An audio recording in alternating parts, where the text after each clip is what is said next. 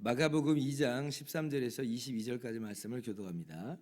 예수께서 다시 바닷가에 나가심에 큰 무리가 나왔거늘 예수께서 그들을 가르치시니라. 또 지나가시다가 알페오의 아들 레위가 세관에 앉아 있는 것을 보시고 그에게 이르시되 나를 따르라 하시니 일어나 따르니라. 그의 집에 앉아 잡수실 때에 많은 세리와 죄인들이 예수와 그의 제자들과 함께 앉았으니 이는 그러한 사람들이 많이 있어서 예수님을 따름이로라. 바리새인의 서기관들이 예수께서 죄인 및 세리들과 함께 잡수시는 것을 보고 그의 제자들에게 이르되 어찌하여 세리 및 죄인들과 함께 먹는가? 예수께서 들으시고 그들에게 이르시되 건강한 자에게는 의사가 쓸데없고 병든 자에게라야 쓸데있느니라. 나는 의인을 부르러 온 것이 아니요 죄인을 부르러 왔노라 하시니라.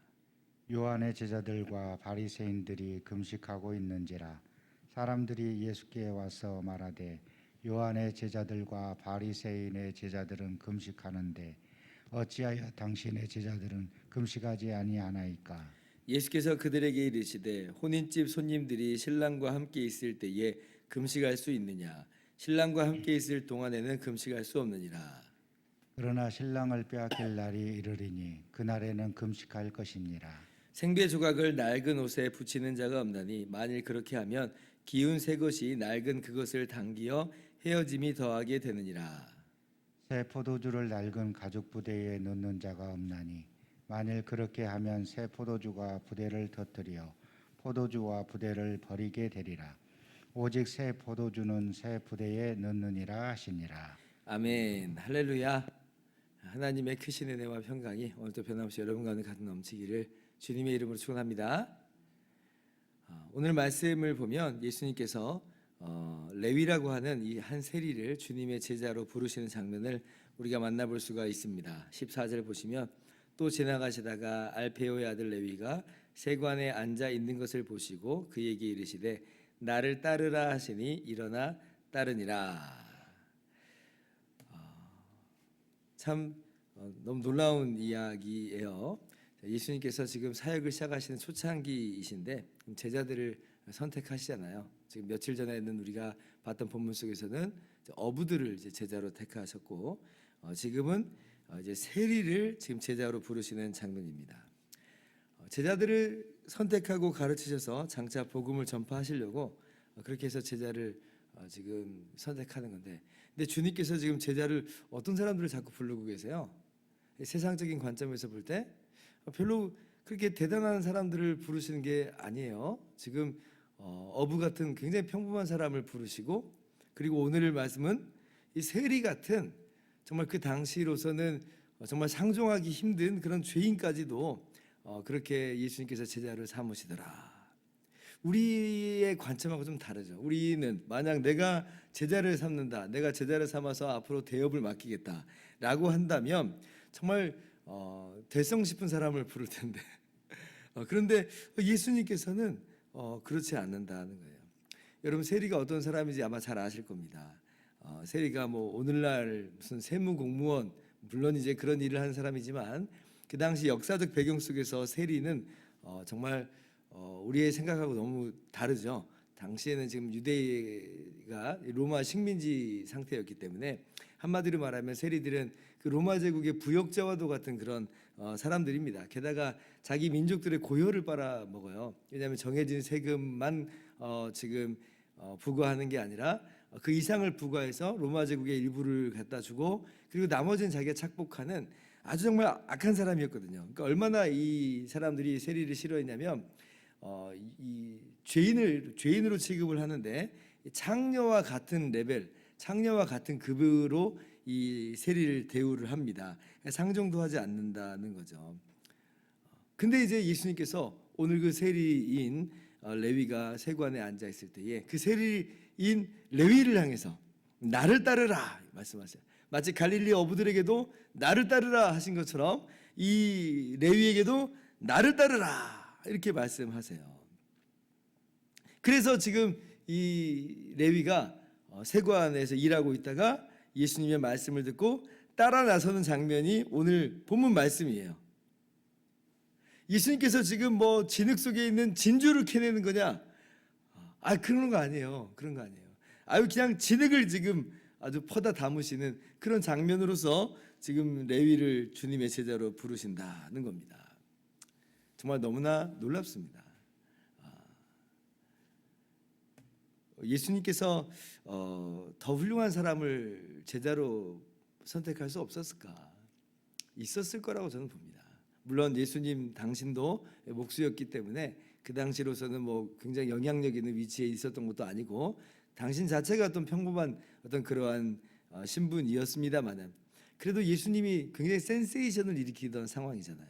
지금 기적을 일으키면서 수많은 사람들이 예수님께 우르르 나와 있는 그런 상태라고 한다면 이런 사람들보다 좀 나은 그런 사람들을 제자로 분명히 택하실 수 있으셨음에도 불구하고 그러나 오늘 예수님께서는 어부와 같이 평범한 사람, 세리와 같이 심지어 죄인까지도 주님의 제자로 부르신다라고 하는 것을 우리는 오늘 말씀 가운데 큰 은혜로 받는 거죠. 너무나 감사하다.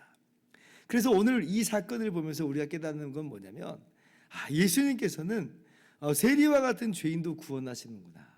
예수님께서는 세리와 같은 죄인도 그리고 주님의 제자로서 능히 택하시는구나.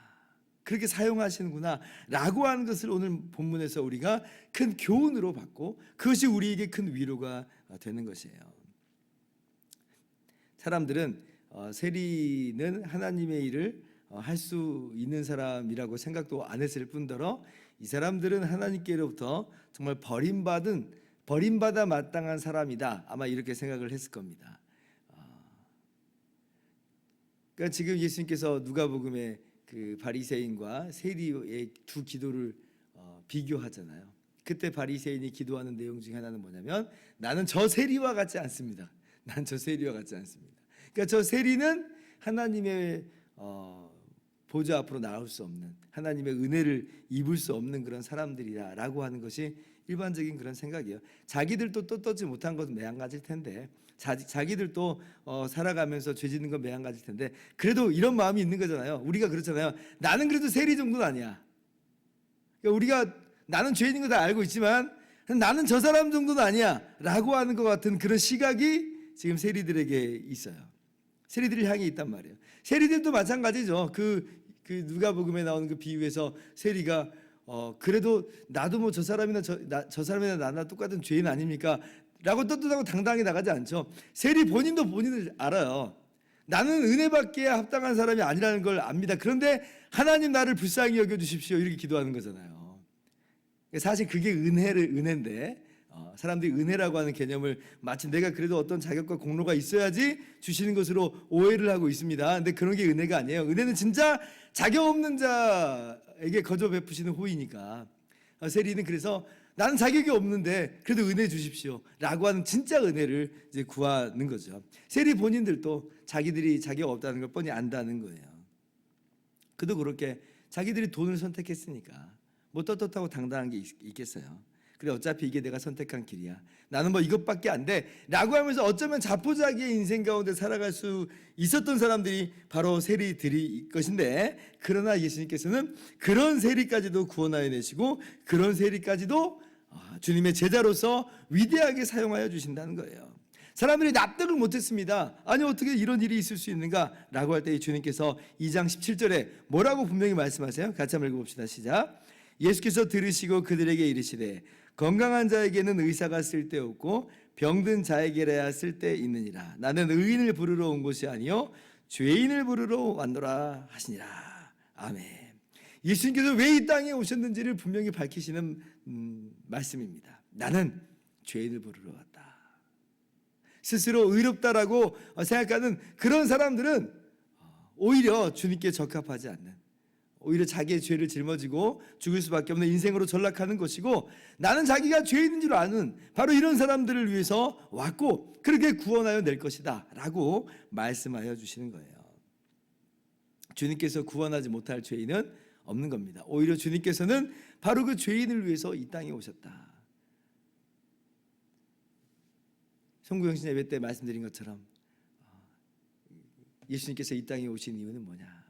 임마누엘로서 우리와 함께 하심으로 이 땅에 오시는 건데, 의인과 함께 하시고자 하는 게 아니라 죄인과 함께 하시고자 자기 백성을 그들의 죄에서 구원하여서 그렇게 깨끗하게 씻으심으로 말미암아 주님의 십자가로 깨끗하게 하심으로 그들을 주님과 함께 있게 하시고자, 그렇게 주님께서 함께 하시고자 이 땅 가운데 오셨다. 오늘 이 레위를 부르신 장면 속에서 우리가 다시 한번 깨닫는 겁니다.